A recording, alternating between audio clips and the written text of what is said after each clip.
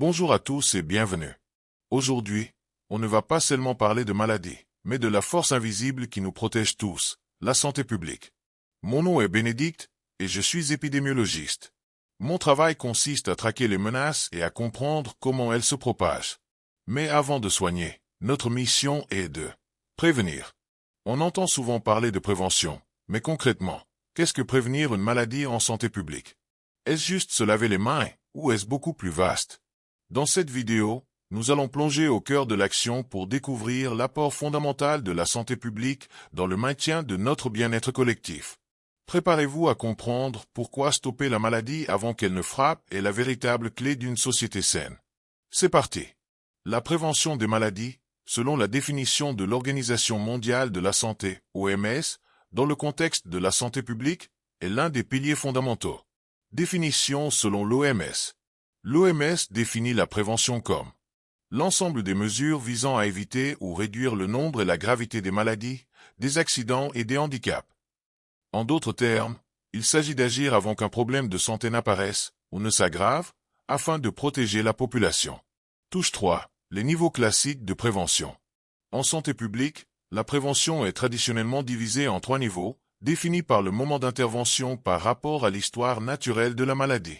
1. Prévention primaire, éviter l'apparition. C'est l'action la plus en amont, visant à empêcher la survenue, l'incidence, de la maladie ou du traumatisme en agissant sur les facteurs de risque. Objectif, réduire l'exposition au risque pour une population saine. Exemple, vaccination, pour éviter l'infection. Campagne de promotion de la nutrition et de l'activité physique, réglementation sur le tabac, amélioration de la salubrité de l'eau. 2. Prévention secondaire, dépister et traiter précocement.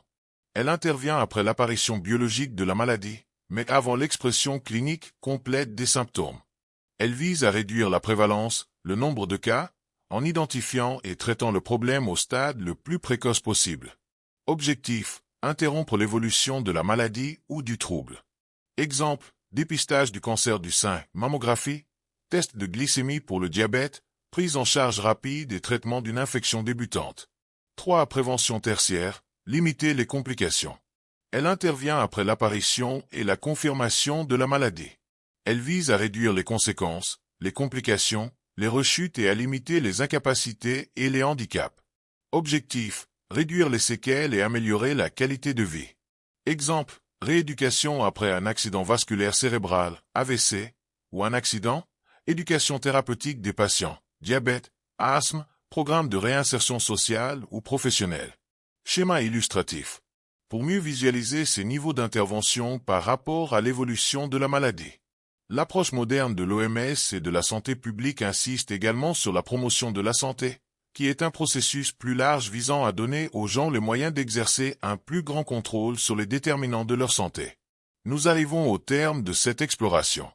J'espère que vous avez compris aujourd'hui que la prévention en santé publique n'est pas une simple recommandation, mais une stratégie scientifique et collective essentielle pour bâtir un avenir plus sain.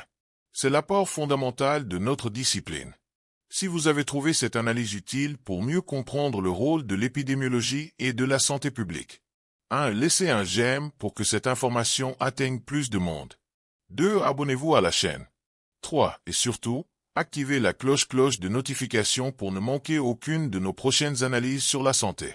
Merci de m'avoir suivi. Prenez soin de vous, et on se retrouve très vite.